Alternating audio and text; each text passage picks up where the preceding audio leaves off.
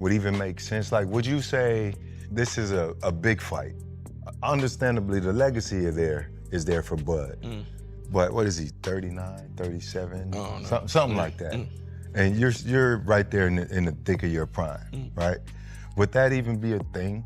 Like, you know? No, it's definitely a big fight if he was a return, but he returned, I beat him, they're gonna be like he was old. Like, it's always gonna be something. Like, it's like I said, when people be bringing up his name, I don't even really be caring. Like, he retired. Like, it's like he just talking. He doing what retired people do. We talk. Like, we know what the super fight is. We know what the super fight is. Super fight isn't Sebastian Fundora. The super fight isn't Virgil Ortiz. The super fight isn't Josh Kelly. There's no one at 160. The super fight is Terence Bud. While appearing on the Pivot podcast, Jaron "Boots" Ennis outlined the long-term vision he has for his boxing career. He explained that his immediate objective is to become the unified and lineal champion at 147 pounds before moving up to the 154-pound division. Once he makes that transition, Ennis believes collecting more world titles will happen quickly, predicting he can become a unified champion there within just a couple of fights. He emphasized that winning championships across multiple weight classes is the path he plans to take to establish himself among boxing's elite. So I'm like, I want to be an all-time great, and stamp my name in whatever division I'm at. In every division I'm at, I want to collect every belt, and just take over the division, and I did it at 147. I was able to be unified and, lineal champion at 147. And those guys were down there playing around, and so I just moved up, and I feel way better at 54, and now I'm a unified champ within 2 fights at 154, and it's on the undisputed now. One by one, just keep knocking these guys down one by one. I'm already stamped myself in the boxing game already, because I'm a 2-weight division champ. Addressing the unsuccessful negotiations for a fight with Virgil Ortiz Jr., Ennis explained that the opportunity simply came at the wrong time. Rather than waiting around for one particular opponent, he said his focus is on facing whichever top contender is prepared to step into the ring next. Among the fighters he wants to face, Sebastian Fundora stands out because of his towering height and unusual style. Ennis believes a showdown with Fundora would allow him to showcase another dimension of his abilities while proving he can dominate even naturally bigger opponents. And what I loved about you was like, give me the next one up. Yeah, for sure. Like let's roll. I commend both you and Xander in this sense on being like, we're gonna try to fight the best person that's out there, no matter what the consequences of a loss are. To me, those are the boxers that I love, because you like, man, the next one up is the next. Ennis also shared how he envisions the closing chapter of his professional career. Instead of continuing to fight after his prime has passed, he said he intends to closely monitor how his body holds up over the years and expects to retire around the age of 35. Before that day arrives, however, he hopes to capture world titles across several weight divisions. His original dream has always been to become the undisputed champion at 147, 154, 160, and possibly even 168 pounds, and that ambition continues to drive him forward. Started this journey, if you were writing down, this is what I want to do, what would those accomplishments be? Early on, when I first turned pro, my goals was to be undisputed at 147, 154, 160, and maybe 168. Wow. I think 168 gonna be my cutoff mark. At 147, I was able to become unified and lineal champ. So I had the IBF, the WBA, the Super WBA, in the Ring magazine. And like I said before, they was all playing around and stuff like that. So I couldn't get the other 2 belts. But now that I'm at 54, I'm gonna do that 54, be undisputed at 54, and then 60, and then maybe 168, or who knows, 60 could be my. Looking ahead, Ennis addressed the ongoing speculation surrounding potential opponents, including Terence Crawford. Although he spoke with respect about everything Crawford has accomplished throughout his career, he made it clear that outside opinions and comments from retired fighters have no impact on his mindset. His complete attention remains focused on his own path and the challenges waiting directly in front of him. Retired, he ain't saying he want to fight, so he won't say he retired. Let him enjoy his retirement, and like he said, this is the Boots era. He said it himself. A couple people, a couple of my homies send it to me. He like, yo, he talking about it. This the Boots era. He know, yeah, it's different over here. I'm trying to tell you, it's different over here, yo. It's different. Hypothetically, right? Would that be a fight that would even make sense? Like, would you say this is a big fight? understandably, the legacy is there for Bud. But what is he, 39, 37? Something like that. And you're right there in the thick of your prime, right? Would that even be a thing? Like, you know? No, it's definitely a big fight if he was a return, but he returned, I beat him, they're gonna be like he was old. Like it's always gonna be something. Like it's like I said, when people be bringing up his name, I don't even really be caring. Like he retired. Like it's like he just talking. He doing what retired people do. We talk. Like while discussing a possible matchup between Ennis and Terence Crawford, veteran promoter Bob Arum highlighted exactly why Crawford is considered one of the most difficult fighters in boxing. According to Arum, Crawford's greatest strength is his ability to switch effortlessly between orthodox and southpaw stances without sacrificing effectiveness. That versatility, he explained, makes Crawford an extremely dangerous opponent for anyone who shares the ring with him. Good fighter, and you know, it would take a real wizard to beat him. Crawford has something that no other fighter around has. And people haven't commented on it, and that is he fights equally well as a southpaw as a right-hander. And so when you train for a fight,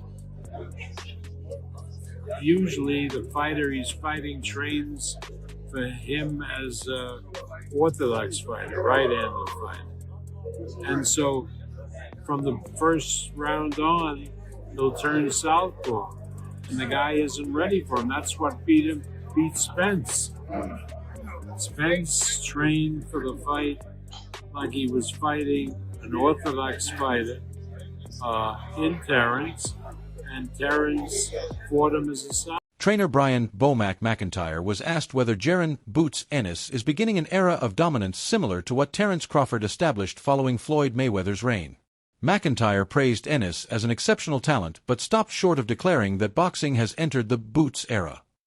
Instead, he pointed out that the current generation is filled with elite fighters, mentioning stars such as Shakur Stevenson and Naoya Inoue as competitors who continue to share the spotlight. Just curious because I know Terence, you know, he had his era and he was very complimentary in the sense of like, look, it's like Floyd and me, like, that's never going to happen. And in a case like this is like the Boots era, right? So, I mean, with you who understands multi-divisions, like, do you kind of see Jaron kind of being one of those next guys, if anything, kind of following the footprints of? I think he have to. I mean, he's a great fighter. He can start his own era like what he's doing now, but he got a lot of guys he got to compete with, like Shakur. You know, he got Inoue. You know, those guys are young and still fighting, so I ain't gonna really call it the Boots era. I just think he's a great fighter in the era with other guys that can say, this was my. Robert Garcia believes Ennis once again proved why he is viewed as one of the most dangerous fighters in the sport. Even after absorbing clean punches and facing a few uncomfortable moments, Garcia felt Boots displayed tremendous heart while continuing to showcase his trademark power. Those exchanges only increased Garcia's excitement about a future showdown with Virgil Ortiz Jr., predicting it would become an action-packed fight that both fans and promoters would enthusiastically support. Hurt a little bit, he got hit a little bit too much, so that's what boxing is. That's what makes fights a little more exciting. You know, now I'm pretty sure a lot of people that thought, oh, Boots could easily dominate Zios, or he'll easily dominate Ortiz.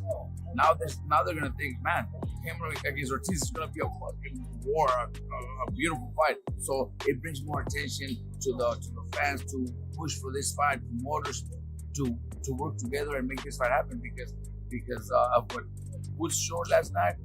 You know, besides him also getting hit and getting tagged and maybe even getting stunned and a couple of times, but he showed heart, he showed power, so that's one thing that people. Garcia also admitted he expected Ennis to face a difficult challenge because Xander Zios entered the fight with complete confidence in his own abilities. In Garcia's opinion, that level of belief can make any boxer far more dangerous than people often expect. Although Ennis eventually scored 3 knockdowns before stopping the fight, Garcia insisted the victory was anything but easy. He noted that Boots had to absorb several heavy punches before taking complete control, adding that Zios' confidence was a major reason the contest remained competitive for as long as it did. Because of Sanders' confidence.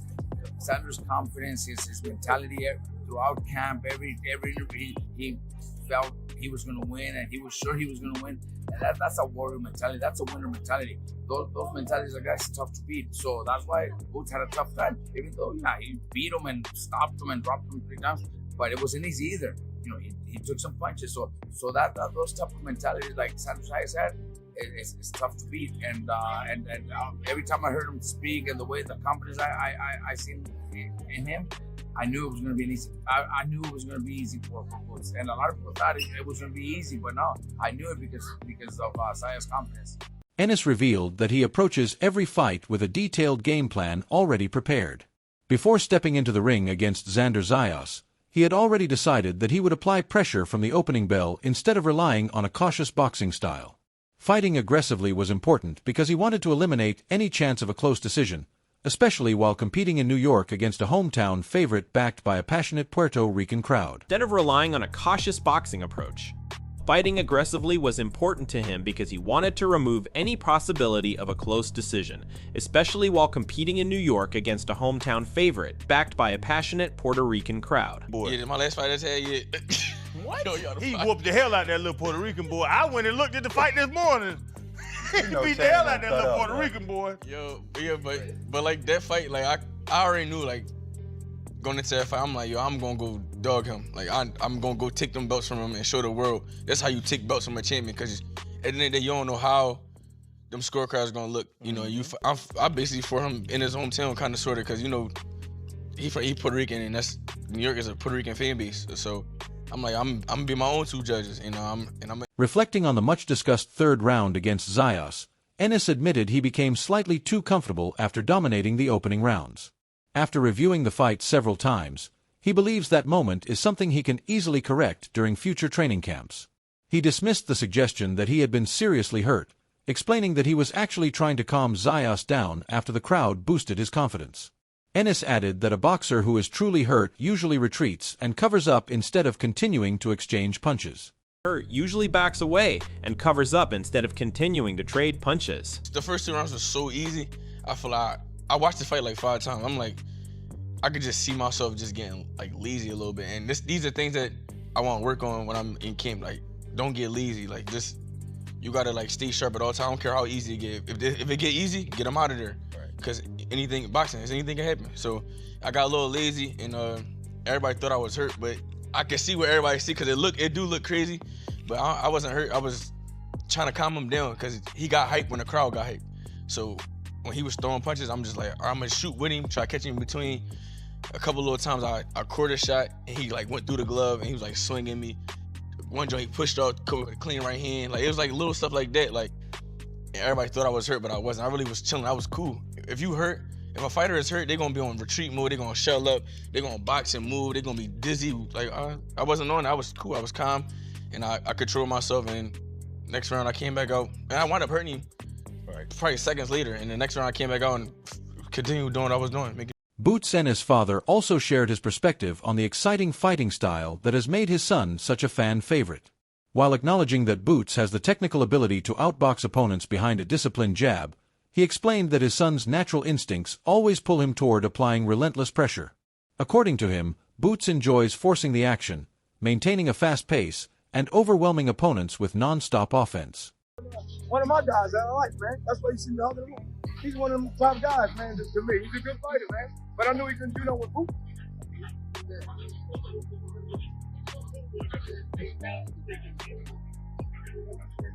Man, I told you something, but Joe ain't seen the best of him yet. They gotta bring it out of myself. You know what I mean? You see when he's bringing it out, he get nasty. He likes to knock everybody out, but I told him relax. You gotta relax, take your time, man. You know what I mean? But he get excited, man. He like to fight. I ain't nothing I can do about it. Who do you think you're gonna bring up the rest of your son? I don't know. I mean, he's supposed to bring up the best. You know what I mean? You know? But Fandor, I like Fandor. What else is it? Fandor? I like to fight him. I think Ortiz, that'll be a good fight. Jaleel Hackett spoke highly of Ennis, describing him as a complete all-around athlete rather than someone whose life has been dedicated solely to boxing. He believes athletes who spend their younger years competing in different sports often develop superior coordination, creativity, and adaptability. In Hackett's opinion, that broader athletic background provides Ennis with unique advantages inside the ring that many lifelong boxers simply do not possess. I think you and Jaron sparred and shared the ring a lot. A lot of people was kind of saying he's the guy to beat Virgil, he's the guy to beat Fedor. Do you feel that same way? Or is it kind of 50-50 with those names? I think he is the guy to beat those guys. You know, he's a very talented fighter, very versatile fighter, and he's an athlete. You know, people take that out of the equation. You know, a lot of guys we see when they climb the ranks, you check their background and they've always been boxers. So it's like certain the creative aspect isn't as wide compared to a guy who's a pure athlete who, you know, played multiple sports growing up, still, you know, funds around hobbies with multiple sports. You know, those guys that are like pure athletes, they tend to be better overall fighters, in my opinion. Do you think at this point he's going to have to move up multiple weight classes to have a challenge? Or is, you know, Fedor and Virgil a guys that could potentially beat him? Those will be challenges, but I think those are challenges where he will come out. Hackett also reflected on how far his generation has come, recalling a gathering in New Jersey several years ago where he, Jaron Ennis, and several other promising prospects came together to support Vito Milnicki Jr. Looking at where everyone is today, Hackett praised Ennis' battle with Xander Zios, calling it a legitimate Fight of the Year candidate because of its non-stop action and competitiveness. He also gave Zios credit for accepting such a dangerous challenge when choosing a safer opponent would have been much easier. See how everyone's career, like look at Jaron. Like Jaron just had a great performance with Xander. Like what did you think about that performance? Amazing, you know, fight of the year type performance. It was very back and forth all the way till it ended. You know, Boots is a hell of a fighter. Xander, young lion, you know, he didn't have to take that fight. He went out there and dared to be great. Took that fight. You know, definitely hats off to both fighters. And even, you know, Ennis revealed that he hopes to return to the ring at least one more time before the end of the year as he continues pursuing the undisputed championship at 154 pounds. He described this stage of his career as the period where he is building the legacy he hopes to leave behind. Among the current title holders in the division, he specifically mentioned Sebastian Fundora, Virgil Ortiz Jr., and Josh Kelly. Although he remains interested in fighting Ortiz, Ennis admitted there is still no guarantee that matchup will eventually become reality. He wants to fight you at this point. I know y'all had whatever y'all had before, but I mean, it's a new day, new division, like you here now. So do you think that fight can be made? I don't know. I hope so. You know, we went all the way down to his fight by ourselves. They ain't pay for nothing. We paid for our own flight, hotel, our own ticket. We went all the way down there to him and Lubin fight. I get all the way in the ring and all that stuff. We arguing back and forth. I'm thinking it's done. I get out the ring, I'm thinking it's done. I wake up the next day, I hear him talking about some Errol Spence's dream fight. I'm like, hey bro, it just in there. I'm like, what's going on? That's like him coming to my fight. We getting in front of each other, and I'm like, Danny Garcia, my dream fight. Like, right. The fans be going crazy. Like, yo, I don't know, it's crazy. But I thought that fight was done. Hopefully do. You know, if not, whatever, so be it. You know, like I said, I'm down here. I'm already. This is my second fight at this weight class, and I'm already a unified champion. He's been at this weight class for how long now? So I don't know. So like I said, I'm here to collect these belts and take over this division. So. You know, I ain't doing too much weight. When discussing the balance between financial success and legacy, Ennis admitted that earning money is important because of the responsibilities he carries outside the ring. At the same time, he emphasized that building a lasting legacy means just as much to him. His ultimate goal is to retire undefeated after capturing world championships across multiple weight classes while defeating the very best opponents available throughout his career. And then making sure you get your paper and getting your chicken in negotiations. Like, what's the balance between like not giving too much and just being all legacy, but also being a businessman and a guy that's about legacy? I mean, well, the older I'm getting now, you know, of course it's the money, you know, because I gotta eat, you know, I got family, I got stuff, I got business, I got cribs, I got house, I got stuff going on. So of course it's the money too, but that legacy really important to me as well too, because you know, you gotta you gotta stamp yourself. I don't want to be one of those boxers where they forget about you. You feel me? And I want to be one of those boxers where, like, when I retire as an undefeated, legend, I want them to be like then he did everything. He for everybody. He beat everybody. He moved up multiple. Tim Bradley pointed out that Sebastian Fundora has up to a full year to satisfy his WBC mandatory obligation, but he believes Fundora's team has little interest in facing Ennis before that deadline. Bradley suggested the fight is being postponed for now, while also mentioning Josh Kelly as another possible opponent. He added that Virgil Ortiz Jr. is currently dealing with legal matters, yet still believes an Ennis versus Ortiz showdown is the fight boxing fans deserve to see next. Fundora wanting to fight because he don't have to fight his mandatory. I'm letting y'all know that right now. He got a year to fight his mandatory. An entire year with the WBC, right? And all he has to do is ask the WBC, hey, I want to pursue this bigger venture with Boots Ennis, but as you see, the manager, all right, they don't want it to do anything. They don't want anything to do with Boots. Nothing to do with Boots. And so people saying, well, Boots ain't fighting nobody. Boots ain't fight. So now he wants to fight somebody, right? And nobody wants to fight him. And nobody wants to fight him. So we've heard that Josh Kelly might want to do it because Hearns got Josh Kelly. Okay, that's might want to do it. Virgil is tied up in litigation. Hopefully he can get his stuff together because that's the fight that I want to see first. I want to see Virgil and Boots first. But if you can't get that, then why is Fundora, hiding and ducking and, the towering inferno? And I got nothing but love and respect for him because that man is from around my way. He's from around my way. He from the valley. I got nothing but respect for Fundora, okay? But I think what it is that they see the danger in fighting him right now. He's hot right now. With growing calls for a blockbuster clash against Virgil Ortiz Jr. and constant discussion surrounding a dream fight with Terence Crawford, Jaron "Boots" Ennis has become one of the biggest talking points in boxing. Huge opportunities lie directly ahead, and the biggest question is no longer whether Boots is ready for the challenge. It's which elite fighter will be willing to step into the ring with him.